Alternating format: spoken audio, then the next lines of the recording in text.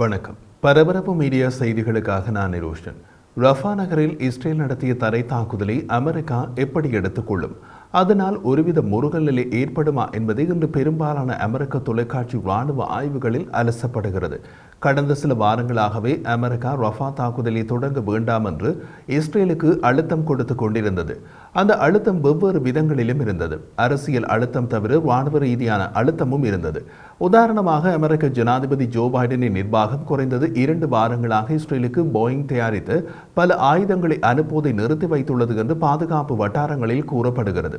அவற்றில் போயிங் தயாரிப்பான கூட்டு நேரடி தாக்குதல் வெடிமருந்துகள், ஜேடாம்களும் அடங்கும். இவை ஊமை வெடிகுண்டுகளை துல்லியமாக வழிநடத்தும் மற்றும் சிறிய விட்டம் கொண்ட குண்டுகளாக மாற்றும். காசா போரில் பல கட்டங்களில் இஸ்ரேல் ஜேடாம்களை பயன்படுத்தியது. அமெரிக்க ராணுவ தலைமைக்கும் பென்டகன் ஆயுத ஏற்றுமதியில் இடைநிறுத்தம் ஏற்பட்டுள்ளதா என்பதை குறிப்பிடாமல், அமெரிக்காவின் மிக நெருங்கிய மத்திய கிழக்கு நட்பு நாடான இஸ்ரேலுக்கு அனுப்பும் ஆயுதங்களை நிறுத்துவதற்கான கொள்கை முடிவு எதுவும் எடுக்கப்படவில்லை என்று கூறியது.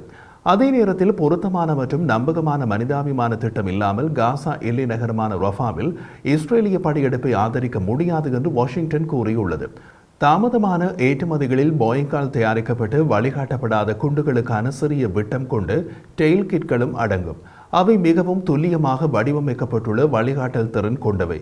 போரில் மேற்கு நாட்டு தயாரிப்பு ஆயுதங்களின் பழைய பதிப்புகளை நவீனப்படுத்த அவை அவசியம். புதிய விற்பனையில் ஒரு இடைநிறுத்தம் இஸ்ரேல் பயன்படுத்திய ஆயுதங்களை மீண்டும் சேமித்து வைக்கும் திறனை தடுக்கும். ஒரு மூத்த இஸ்ரேலிய அதிகாரி ஆயுத விநியோகத்தில் எந்த குறிப்பிட்ட தாமதிப்பும் இருப்பதை அதிகாரபூர்வமாக உறுதிப்படுத்தவில்லை. ஆனால் சில தாமதங்கள் உள்ளன. அவை பென்டகன் தொடர்பானவையா அல்லது போயிங் நிறுவனம் தொடர்பானவையா என்றார். ஜோ பைடன் நிர்வாகம் செவ்வாய்க்கிழமை அதிகாலையில் இஸ்ரேல் நடத்திய எகிப்துடனான ரஃபா எல்லை கடவையினை கைப்பற்றிய நடவடிக்கைக்கு அதன் ஆரம்ப ஒப்புதலை காட்டியுள்ளது என்றுதான் தெரிகிறது.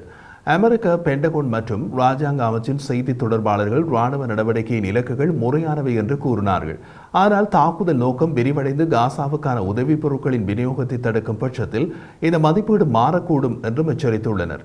வெள்ளை மாளிகையின் தேசிய பாதுகாப்பு கவுன்சிலின் செய்தி தொடர்பாளர் ஜான் கிர்பி செய்தியாளர்களிடம் கூறிய போது, எங்கள் இஸ்ரேலிய சகாக்களால் எங்களிடம் கூறியது என்னவென்றால், அந்த ராணுவ நடவடிக்கை மட்டுப்படுத்தப்பட்டது. காசாவுக்கு ஆயுதங்கள் மற்றும் நிதிகளை கடத்தும் ஹமாஸின் திறனை துண்டிக்கும் விதத்தில் வடிவமைக்கப்பட்டுள்ளது என்று கூறினார்கள்.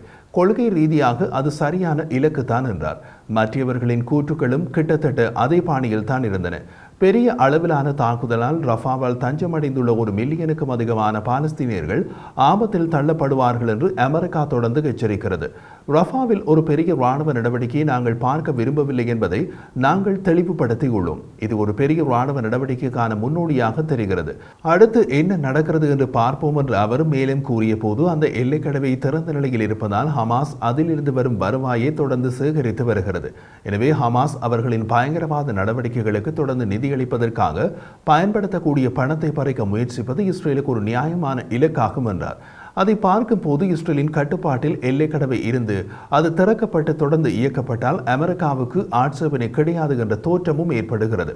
ஆனால் அது நடைமுறையில் சாத்தியமா என்பது இதுவரை தெரியவில்லை.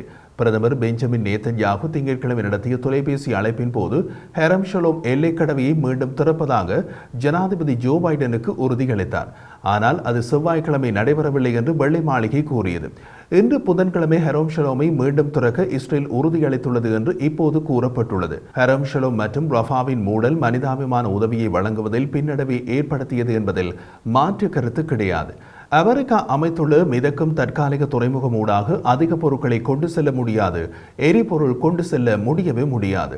அமெரிக்க ராஜாங்க அமைச்சின் செய்தி தொடர்பாளர் மேத்யூ மில்லரின் கூற்றுப்படி உப்பு நீக்க ஆலைகள், உதவி வாகனங்கள் மற்றும் பேக்கரிகளின் செயல்பாட்டுக்கு ரஃபா எல்லைக்கடவை எரிபொருள் விநியோகங்களுக்கு மீண்டும் திறப்பது அவசியம். காசா மற்றும் பாலஸ்தீனிய பொதுமக்களுக்கு உதவி பணியாளர்களால் பயன்படுத்தப்படும் இந்த கடவை எரிபொருளுக்கு மட்டுமின்றி அனைத்து உதவி விநியோகங்களுக்கும் திறக்கப்பட வேண்டும் என்று அவர் மேலும் கூறினார். மில்லர் அமெரிக்க ராணுவத்தால் கட்டப்பட்டு வரும் காசாவுக்கான தற்காலிக கப்பல் விரைவில் செயற்படும் என்றும் ஒப்புக்கொண்டார். ஆனால் ஹெரம் ஷலோம் மற்றும் ரஃபாவுக்கு மாற்றாக கடல் வழியை இஸ்ரேல் பார்க்கக்கூடாது என்றார். அந்த துறைமுகம் திறந்திருந்தாலும் கூட அது ஒரு நாளைக்கு வழங்கக்கூடிய உதவியின் அளவு அதிகபட்சம் 100 வாகனங்கள் தான் என்றார். மற்றொரு கூற்றில் ஒரு இராணுவ நடவடிக்கைக்கு முன்னதாக பொதுமக்களை வெளியேற்றுவது கோட்பாட்டில் வரவேற்கத்தக்கது என்றும் மில்லர் தெளிவுபடுத்தினார். ஆனால் வெளியேற்றப்பட்டவர்கள் இடம்பெயர்ந்தவர்களுடன் அவர்களை பராமரிக்க சரியான வழிமுறைகள் இல்லாமல் இஸ்ரேல் நடவடிக்கை எடுத்து வருவதாகவும் குற்றம் சாட்டினார். அந்த மக்கள் செல்ல எங்காவது ஒரு இடம் இருக்க வேண்டும். அவர்கள் செல்லும் இடங்களில் போதுமான உணவு, போதுமான தண்ணீர், போதுமான வீடு, போதுமான சுகாதாரம் இருக்க வேண்டும். அதை வழங்கும் திட்டத்தை நாங்கள் இன்னமும் பார்க்கவில்லை என்றார்.